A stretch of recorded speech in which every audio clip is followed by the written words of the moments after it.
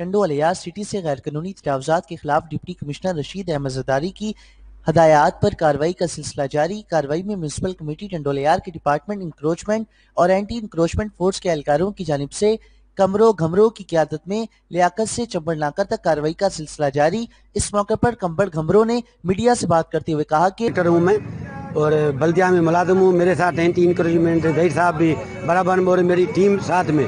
ये किसी की नाल ही नहीं है। ये 10 दिन 4 दिन से आप देखें शहर आपको क्लियर मिल रहा है। मेरे ख्याल में आज आप टाला गुजारेंगे ना NLC का, वो भी गुजर जाएगा। पर ये मसला क्या है, कभी कभी ये हो जाती है, ऊंच नीच हो जाती है, जिसकी वजह से ये भी कुछ कभी ताउन नहीं करते।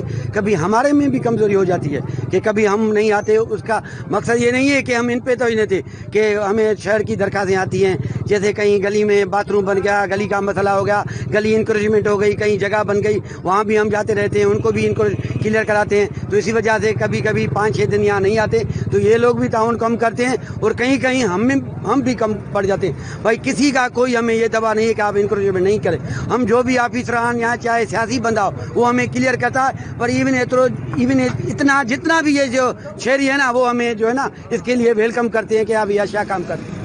सर, गाड़ी वालों का अक्सर जो शिकवा है वो ये है कि हम जिस दुकानदार के आगे खड़े हैं वो भी हमसे 200 रुपए डेली की बुनियाद पर ले रहा है। और किसी गाड़ी वाले ने आके ये हमें शिकायत दी है, चलो मैं दिखाता हूँ, हजारें दरखास्तें हमारे पास पड़ी होगी।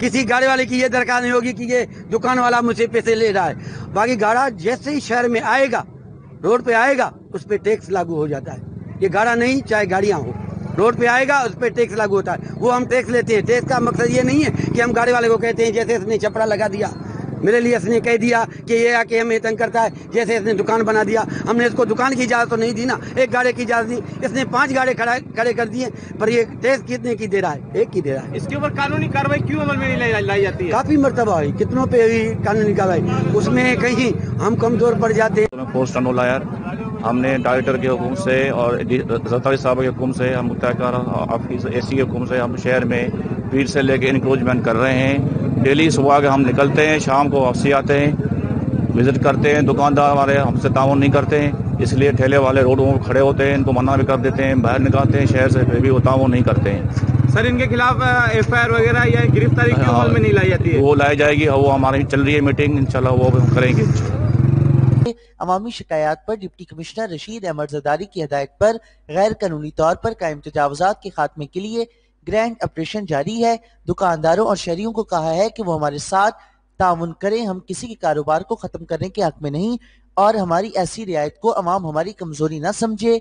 उन्होंने बताया कि एक शहरी ने मुकामी अदालत में तजावुज़ात के खिलाफ दरख्वास्त भी दायर की थी और अदालत का हुक्म भी है कि फौरी तौर पर तजावुज़ात का खात्मा करके अदालत में रिपोर्ट पेश की जाए।